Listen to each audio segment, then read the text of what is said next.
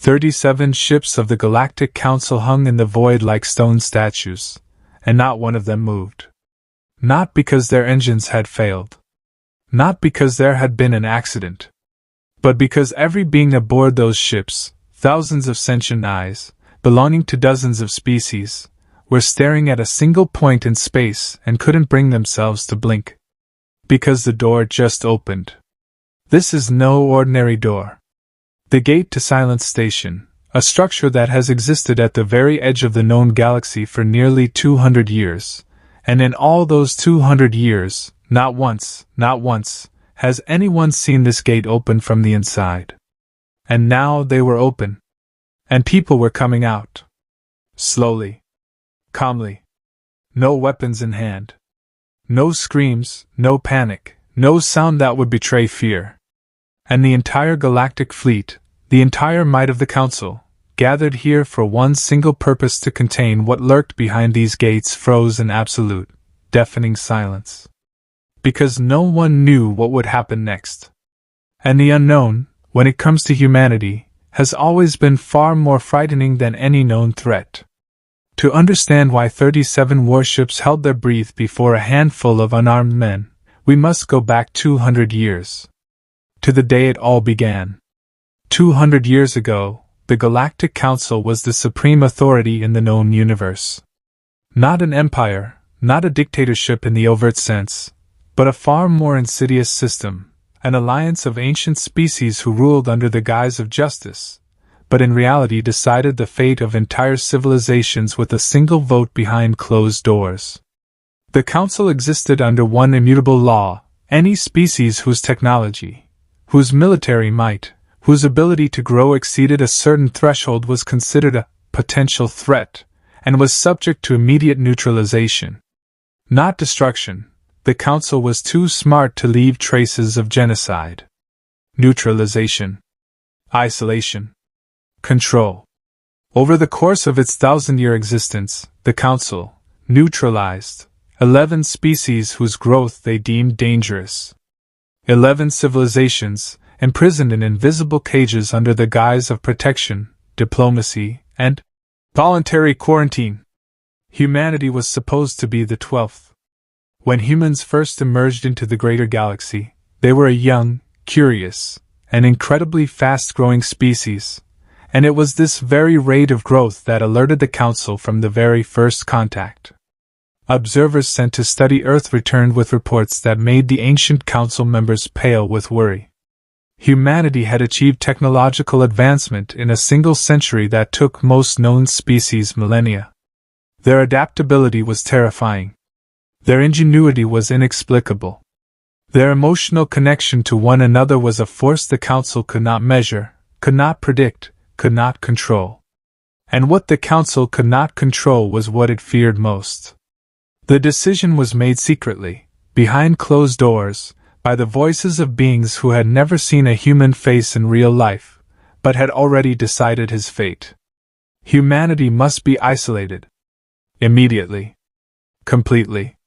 Forever. The operation began without warning. The Council fleet, disguised as a humanitarian mission of cultural knowledge exchange, arrived at the borders of human space with one true goal: to lure as many people as possible into neutral territory, and then lock them there forever.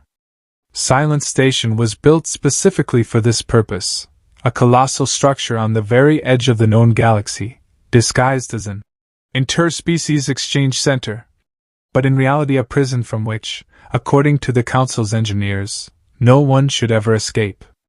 On that fateful day, known in human history as the Day of Silence, more than 12,000 people, diplomats, scientists, engineers, families invited to the historic ceremony of establishing intergalactic relations, arrived at the station with sincere hope for a peaceful future. The gates closed behind them that same evening, and they did not open again for 200 years. The Council told the rest of humanity outside the station a carefully crafted lie to avoid rebellion. There had been a technical failure. The station had lost contact. Rescue operations were ongoing. Please be patient. Patience lasted for 2 centuries. Humanity outside the station, deceived and deprived of reliable information, gradually came to terms with the loss of their compatriots, believing them to have perished in a tragic accident. Some continued to hope. Most mourned and moved on, as those forced to survive always do. But inside the silent station, 12,000 people did not die. They survived. And what they accomplished during these 200 years of isolation will change the very history of the galaxy. The first year inside the station was a year of despair. The people, deceived and trapped, initially didn't understand the true scale of what had happened. They tried to communicate with the station's systems, demanding explanations, sending hundreds of messages to the outer galaxy, which, as they later learned, never left the station. The Council had blocked all external communication from the very first day. Dr. Elena Morozova, the senior science diplomat who led the human delegation on that fateful day, became the unofficial leader of the prisoners almost immediately after the true state of affairs became clear.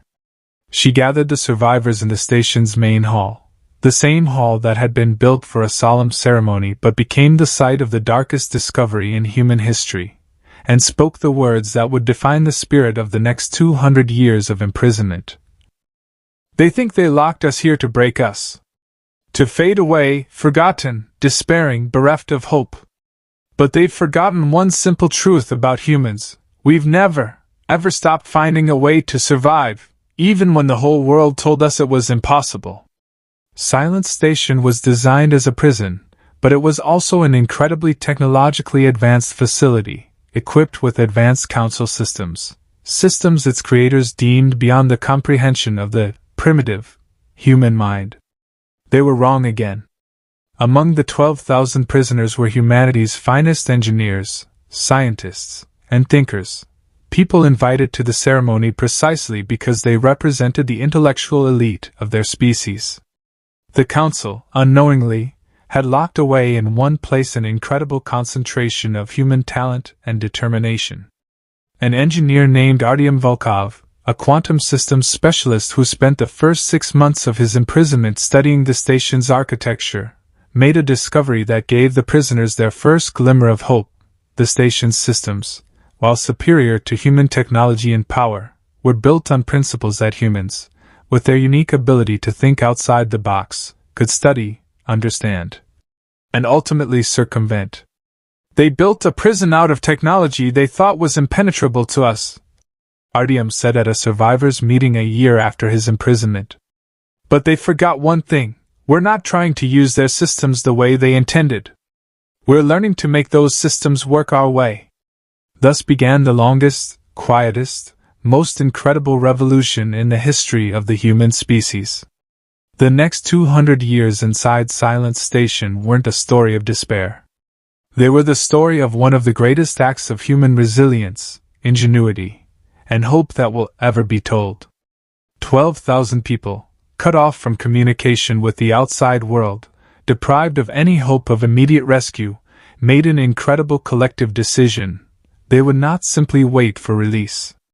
They would build something within their prison the likes of which the galaxy had never seen.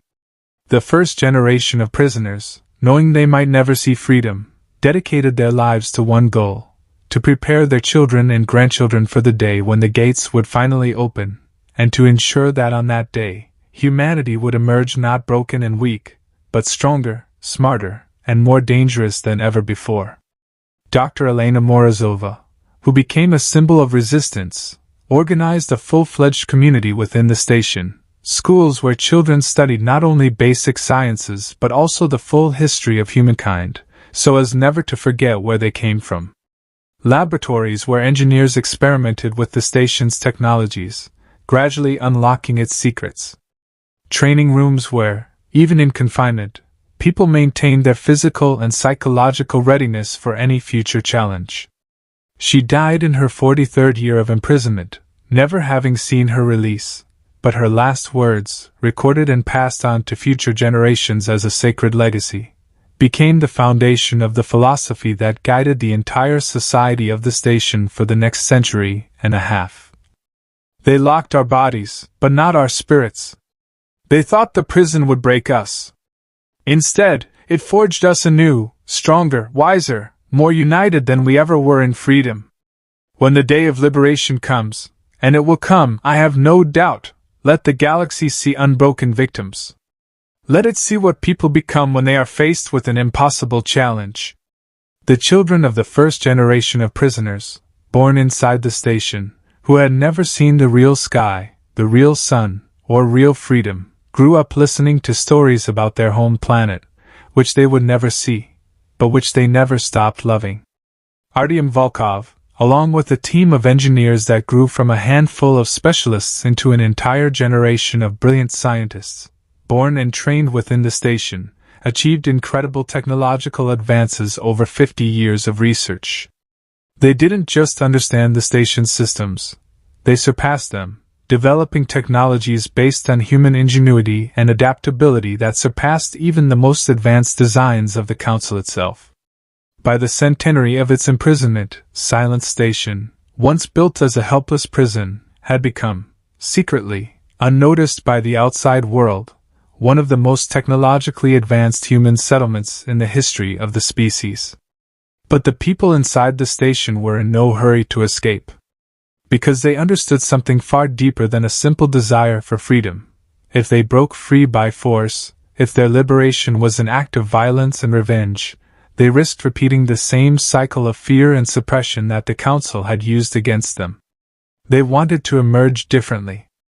They wanted their liberation to be not an act of destruction, but a demonstration of what humanity truly was, not the threat the Council feared, but a species capable of transforming the greatest injustice into the greatest strength, without losing its humanity. By the end of the second century of imprisonment, the situation in the outer galaxy had changed dramatically. The Council, once all-powerful and unwavering, began to crack. Other species, having learned decades later the true nature of the neutralizations, the truth about the fate of 11 civilizations, including, as many suspected but could not prove, the fate of humanity, began to ask uncomfortable questions. The young coalition of species calling themselves the Free Worlds formed precisely out of growing dissatisfaction with the Council's secrecy and corruption. They demanded transparency. They demanded answers about the fate of lost civilizations. They demanded justice for species they suspected had been unjustly suppressed under the false pretext of protecting galactic stability. It was in the midst of this political crisis that an event occurred that would forever change the fate of the Silent Station. A young Free Worlds intelligence officer named Kiran Asset, a Wellion specializing in investigating the Council's historical crimes, has discovered archival records the Council thought long ago destroyed, the true record of the Day of Silence, the fate of 12,000 people deceived into imprisonment on the station 200 years ago.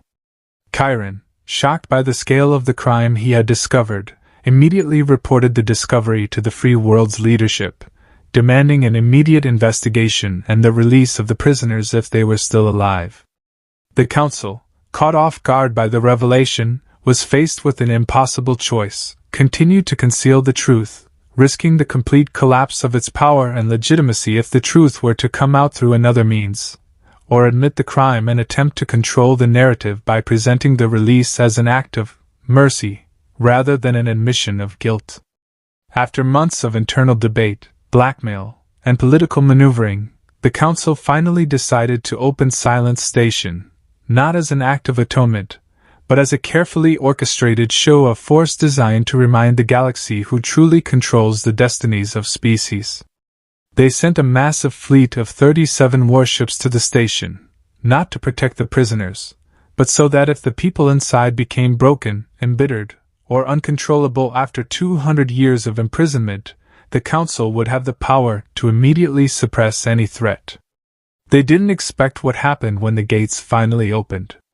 On what would later be known as the Day of Awakening, representatives of the Council, the Free Worlds, and dozens of observing species gathered at a safe distance from Silence Station, waiting to see what would emerge from behind the ancient gate.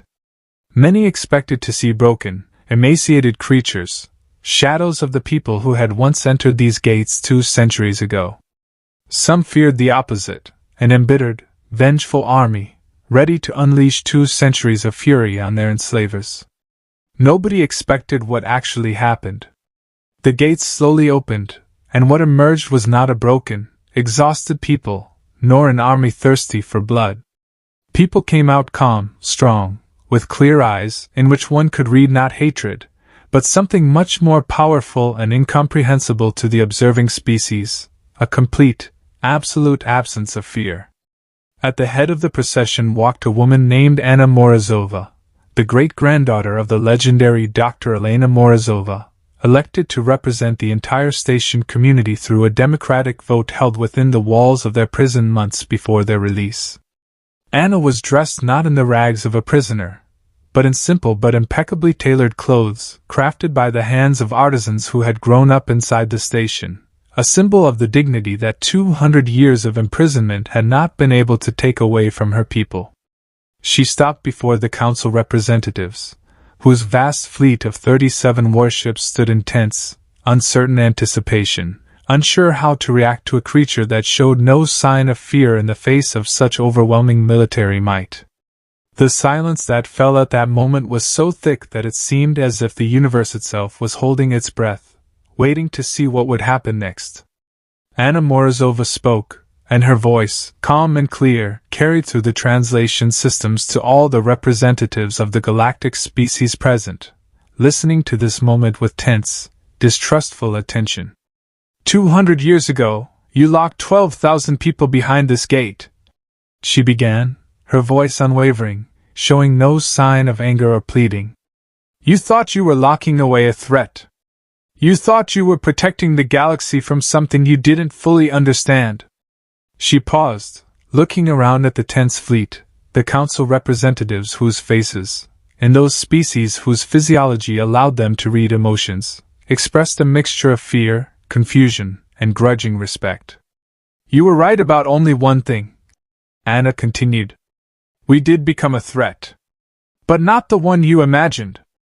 Not a threat of destruction. Not a threat of conquest. We became a threat to your notion that you can break the spirit by locking up the body. A threat to your belief that injustice will go unpunished if hidden long enough. Behind her, from the open gates of the station, people continued to emerge, not 12,000 emaciated prisoners, but more than 30,000 people, including 3 generations born within the station's walls, each of whom carried within them an unbending spirit, passed down from parents and grandparents who never lost hope. The council's representative, an ancient being of the Zelor species whose race had traditionally presided over council meetings for millennia, finally broke his own stunned silence, addressing Anna in a shaky voice that betrayed a worry rarely displayed by his appearance in public. We are ready to discuss compensation. Negotiations. Any conditions that will help correct this regrettable historical mistake. Anna looked at the ancient creature with a long, searching gaze before replying with words that would later become among the most quoted in the history of interspecies diplomacy in the galaxy. We haven't come to demand revenge. We haven't come to demand compensation, which, frankly, can never make up for 200 years of stolen lives, stolen opportunities, and the stolen freedom of our families. We have come to show you what humanity truly is.